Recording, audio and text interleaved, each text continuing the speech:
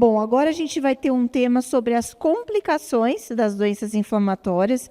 Eu já tinha dito para vocês que essas doenças, infelizmente, elas não são doenças que param no tempo, elas progridem e nessa progressão elas vão trazendo as complicações, tanto a doença de Crohn como a retocolite. Para falar esse tema, eu vou chamar a doutora Adria Dias, o segundo nome é muito difícil, eu não vou me arriscar a falar. E ela teve toda a sua formação em clínica, depois em gastroenterologia, também fez uma pós-graduação em nutrologia. E hoje ela é médica assistente no ambulatório de doenças inflamatórias intestinais do Hospital das Clínicas da Universidade Federal do Espírito Santo. E também é endoscopista aqui no Vitória, a parte hospital. Muito obrigada, Kelly. Boa tarde, obrigada pelo convite. A gente vai falar um pouquinho das complicações das doenças inflamatórias intestinais. A doutora Marta já deu um spoiler aí, falou para vocês da gravidade da doença. Então, agora a gente vai falar um pouquinho mais do que faz também a gente entender essa gravidade. Tá passando? Foi. Bom, meu nome é Aida Kapitsky, sobrenome é Kapitsky. Bom, vamos lá. Para vocês já tiveram uma aula que falou das doenças, então as duas doenças principais que a gente fala, a gente sabe que não existe só elas, mas Crohn e retocolite. Só vou voltar isso um pouquinho para vocês entenderem as complicações, tá? Crohn, então, é uma doença que é salteada, que pode acometer todo o trato digestivo. A doença pode acometer da boca ao ânus, é uma frase célebre, mas que quer dizer que realmente a doença pode se localizar na boca, no intestino delgado, no intestino grosso. E a colite ulcerativa é uma doença de acometimento, a Crohn acomete todas as camadas da parede intestinal, e a colite ulcerativa acomete apenas a mucosa e é uma doença contínua. Esse gráfico é um gráfico que a gente usa muito, que se você frequenta a aula de doença inflamatória, você com certeza já viu, que a gente faz a gente entender a importância do diagnóstico precoce e do tratamento precoce, que a gente vai entender que vamos evitar as complicações. Então, nesse gráfico, a gente avalia o dano intestinal, quanto maior aqui, maior o dano intestinal, para o tempo de doença. Inicialmente, o paciente já tem a doença instalada e não tem sintomas. Então, nessa fase aqui, muito difícil de você diagnosticar a doença. Às vezes, você encontra uma anemia e começa a investigar, descobre a doença antes de dar sintoma clínico.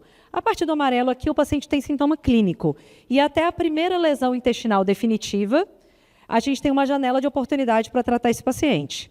A partir daqui, o paciente vai começar a ter lesão intestinal, estenoses, fístulas, câncer de intestino. Então, aqui é a nossa janela terapêutica para tratar, que é o melhor momento para tratar a doença.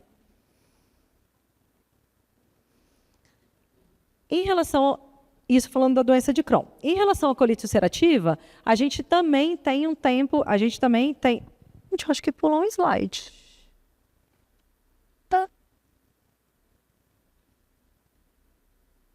Bom, em relação à colite ulcerativa, a gente também tem um tempo ideal para tratar a doença precoce e a doença mais tardia. Então, nesse momento da doença precoce, a gente evita dano na mucosa importante, a gente evita que esse intestino fique tão lesionado que ele perca o uso, que ele pare de ter motilidade. A gente pode evitar displasia, câncer e até colectomia. Então, as duas doenças têm períodos ideais para a gente começar a tratar. Isso depende do diagnóstico precoce e do olhar. Por isso, essas aulas que a gente envolve outras especialidades, outros profissionais da equipe multiprofissional são importantes, porque aumenta esse nosso olhar para o diagnóstico precoce da doença. Então, essas doenças, elas são crônicas, são progressivas, são destrutivas. Crohn, principalmente, é uma doença destrutiva. Antes, a gente achava que apenas a doença de Crohn era progressiva. Hoje, a gente sabe que a colite ulcerativa também é uma doença progressiva. E, na doença de Crohn, se a gente acompanhar esses pacientes por 20 anos, 50% deles vão desenvolver complicações da doença. Complicações, digo, cirurgia intestinal. Então, se eu pego todos os pacientes com Crohn e eu simplesmente não faço nada, acompanho a história natural é de 50% desses pacientes fazendo cirurgias intestinais. A doença é muito mais frequente, então pensa no número disso, pensa em quantas vidas envolvidas, pensa no custo disso.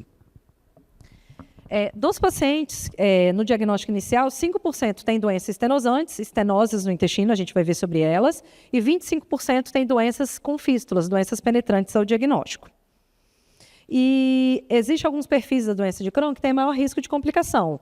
pacientes que são diagnosticados mais jovens, pacientes que são tabagistas, pacientes que têm um acometimento extenso intestinal. Esses pacientes, pacientes que fazem cirurgia logo no início da doença, eles têm um risco maior de complicações no andamento. Então, esse paciente que tem risco aumentado de complicação, esse é o paciente que eu vou pensar em tratar de forma mais agressiva. É o paciente que eu preciso que ele esteja mais perto de mim. E o tratamento da doença, aí eu só estou botando um slide que ficou fora do lugar, desculpa. E na colite ulcerativa, eu também tenho fatores de pior prognóstico, aquele paciente que evolui de forma mais grave. A doença que é muito extensa, doença com um aspecto endoscópico mais grave, pacientes com idades menor de 45 anos, pacientes que são hospitalizados, alto nível de PCR, esses pacientes eles podem complicar com mais frequência. Então, são pacientes que eu tenho que tratar de forma mais agressiva também.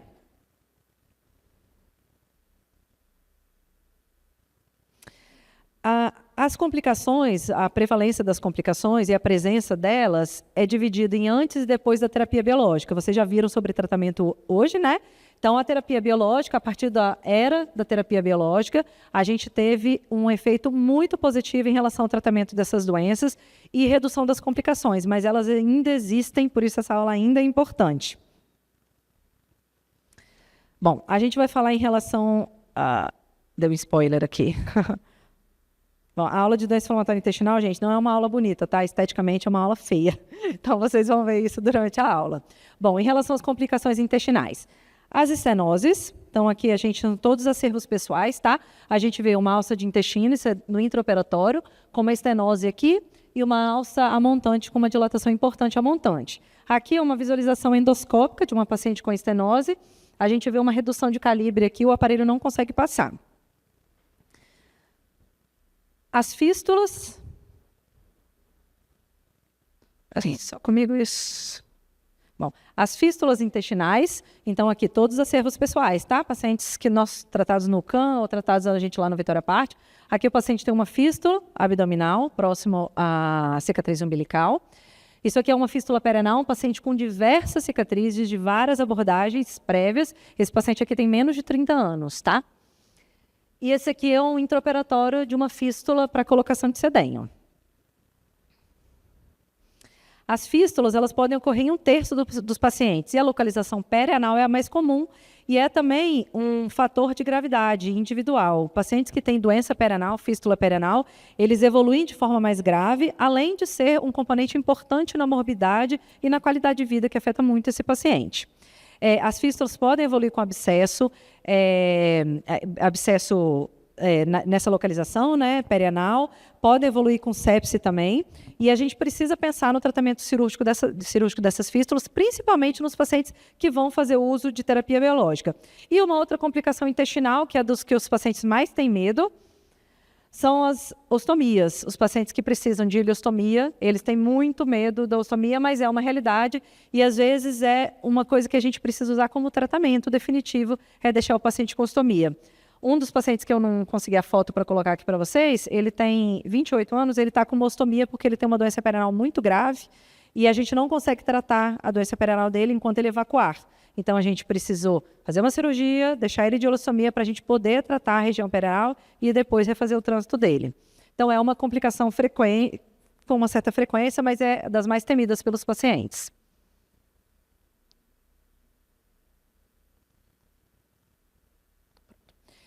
Aqui, na colite ulcerativa, principalmente, existe uma complicação chamada colite aguda grave, que é uma inflamação importante no cólon.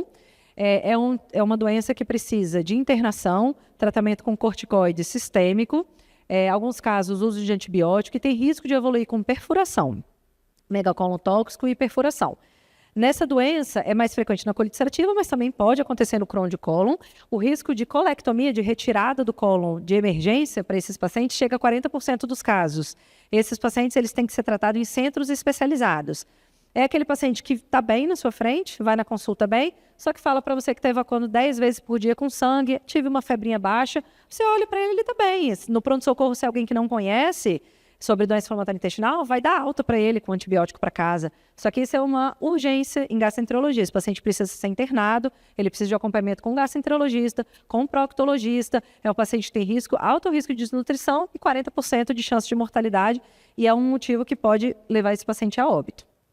A infecção por Clostridium difficile tem uma prevalência, anda junto com a gente, né, a infecção por clostridioides, tem uma prevalência de 5 a 47% nos pacientes recém-diagnosticados por colite ulcerativa e também naqueles que têm flare da doença. Durante o acompanhamento, ele faz flare de sintomas. Nessas crises, eles podem ter infecções pelo clostridioide. Essa infecção piora os desfechos e aumenta a mortalidade, é algo que a gente sempre tem que investigar também. Agora, complicações inerentes à atividade inflamatória. Aqui tem nutricionistas aqui no público, né? Então, desnutrição é uma complicação importante que o nosso olhar tem ficado cada vez mais atento para a desnutrição. Independe dos sintomas do paciente. O paciente ele pode ser oligossintomático e ele pode ter deficiências de macronutrientes, de micronutrientes. Então, é algo que a gente tem que olhar com cuidado e rastrear nesse paciente.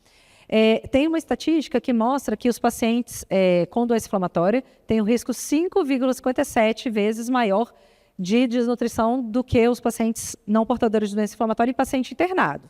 Aí você vai me falar, é na internação. Internação o paciente pode ter mais desnutrição, né? Isso pode acontecer. Só que a gente também tem estatística que mostra os pacientes não internados, ambulatoriais, que tem uma prevalência geral de 16% de chance de desnutrição. Então, não é uma estatística pequena. Se a gente for pensar no número de pacientes, né, da prevalência da doença, é um número importante. E o prejuízo e essa desnutrição se dá pela doença intestinal, o prejuízo propriamente da absorção, mas não é só por isso. A desnutrição também pode acontecer aqui antes, para eu poder exemplificar para vocês, um paciente que foi na primeira consulta comigo, ele tem 27 anos.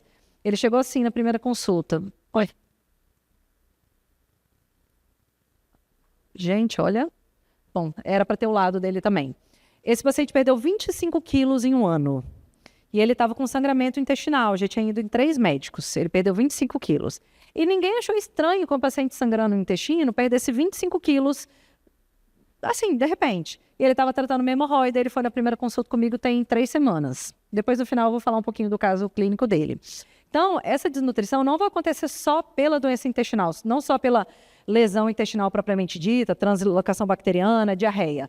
Também vai acontecer porque o paciente muitas vezes é submetido a restrição alimentar excessiva. E é isso que eu queria chamar a atenção aqui.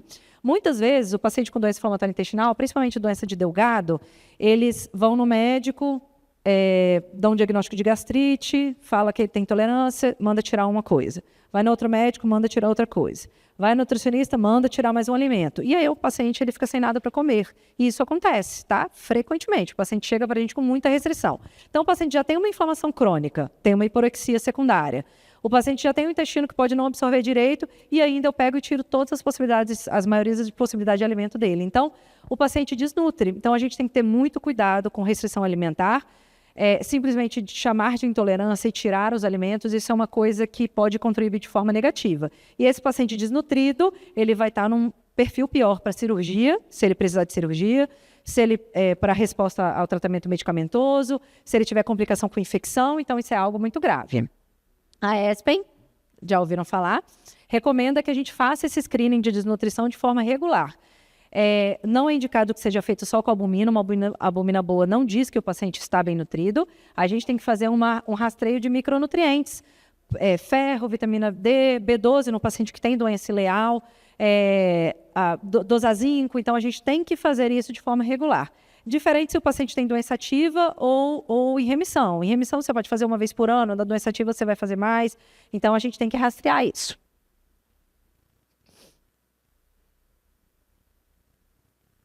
Outras complicações relacionadas à atividade da doença, atividade inflamatória, colelitise, nefrolitise, a pessoa faz cálculo de vesícula biliar por conta da inflamação crônica. Osteoporose e osteonecrose, a gente deveria ter uma aula só para osteoporose e osteonecrose. Além da própria doença, da inflamação crônica, o uso de corticoides. Esse paciente faz uso de corticoide múltiplas vezes. E isso pode contribuir no risco da osteoporose. E conforme a doutora Marta... Conforme a doutora Marta já falou, a doença imunomediada vai atingir outros órgãos. Então, a doença não é só no intestino. Ela vai fazer manifestações em outras partes do corpo. A gente já falou aqui, né? Cavidade oral, no olho, doenças no fígado, doenças na pele, e também contribui nas complicações da doença inflamatória intestinal.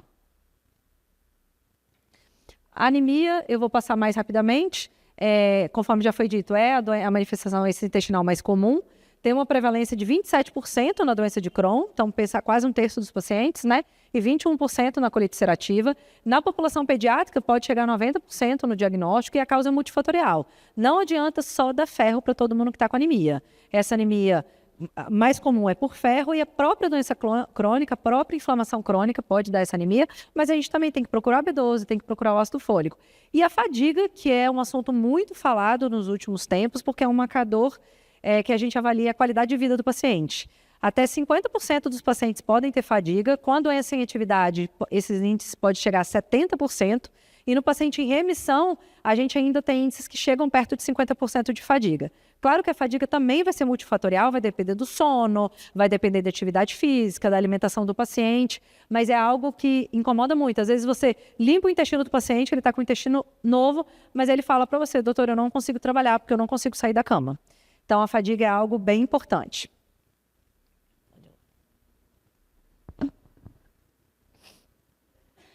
Onde é que eu consigo ver o tempo? Quase. Trombose venosa. Também vale... Tá ali também. Também vale uma aula só para trombose venosa. É algo que a gente tem falado muito mais nos últimos tempos. Gente... o paciente com doença inflamatória intestinal, ele tem um risco 3 vezes maior de trombose, e isso vai depender também da gravidade da inflamação. Quanto a inflamação pior, maior o risco de trombose. E nos pacientes que estão em atividade, ou que são submetidos a cirurgias, ou que são hospitalizados, isso aí é algo que a gente tem que se atentar. Muitas vezes o paciente chega para internar, e aí ele tem sangramento intestinal, né, na colite ulcerativa, por exemplo, ele é internado e o hospitalista fala que não vai deixar ele com profilaxia de trombose porque ele está sangrando. Isso é um erro muito importante. Esses pacientes, eles têm um alto risco de trombose, principalmente quando eles estão internados. Então, naquele quadro que eu falei para vocês lá atrás, né, de colite aguda grave, o paciente está sangrando o intestino e eu vou deixar ele com profilaxia de trombose venosa, porque a chance dele morrer de complicações trombembólicas pode superar o risco de morrer do intestino. Então, a gente sempre tem que lembrar disso e sempre considerar a profilaxia. Nos pacientes que fazem cirurgia, eu posso considerar a profilaxia até 3 semanas depois da alta desses pacientes. Discute-se muito sobre usar profilaxia de trombose nos pacientes em surto da doença, né, em crise, mas ainda não tem recomendação formal de manter todos, a gente vai ver caso a caso.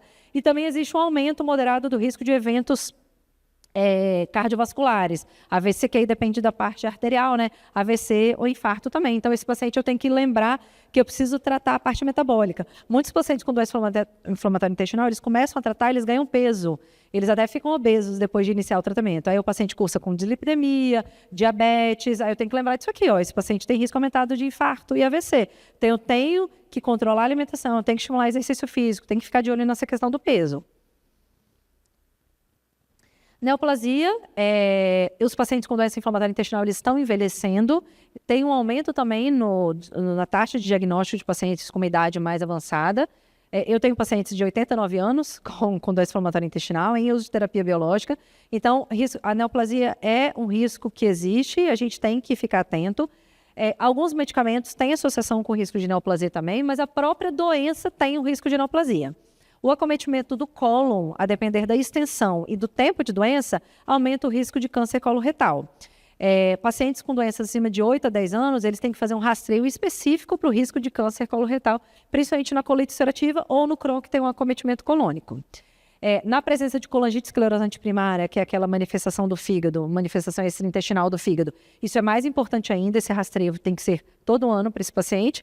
E o adenocarcinoma delgado, ele tem um risco aumentado, mas como a doença é de forma geral rara, no final o risco absoluto vai ser baixo, então a gente não vê impactando no dia a dia.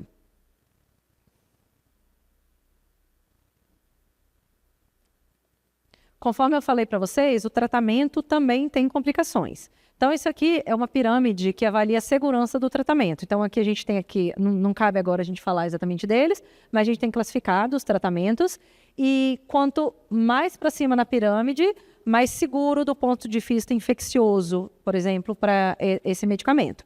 Só quero chamar a atenção de vocês que aqui na base da pirâmide estão os corticoides. Sabe aquele remédio prednisona que o paciente compra lá na farmácia sozinho, não precisa de receita?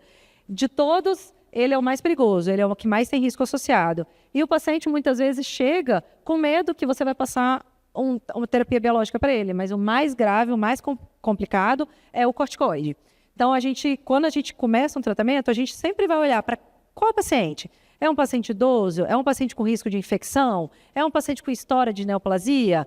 É um paciente que trabalha na área de saúde, tem um risco aumentado de tuberculose, por exemplo?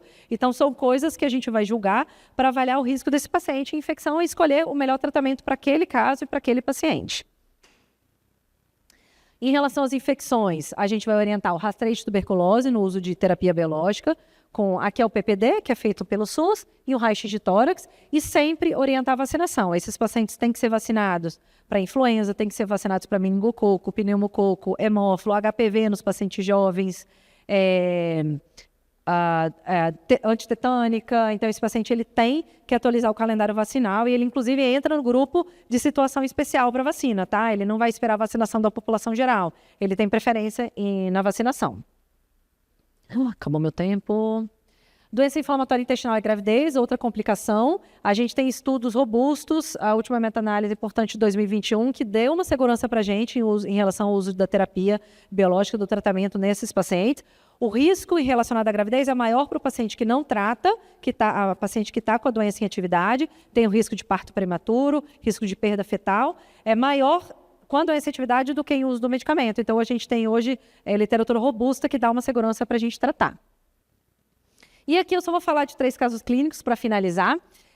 Todos esses pacientes, eles têm uma dessas complicações que eu falei. Então, no caso 1, é o paciente jovem, ele tem doença de Crohn perianal, então complicação, fístula perianal. Ele foi realizado ileostomia para tratamento dessa doença. Esse paciente, ele tinha 19 anos, ele estava na faculdade.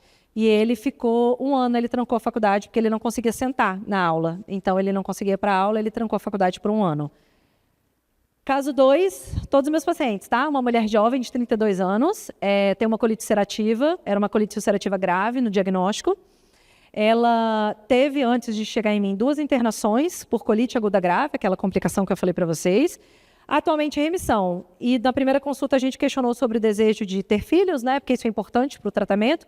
E a paciente ela falou que ela tinha decidido que ela não queria ter filhos, porque ela tinha medo de ter alguma complicação, de ter que internar ou de passar a doença para o filho dela.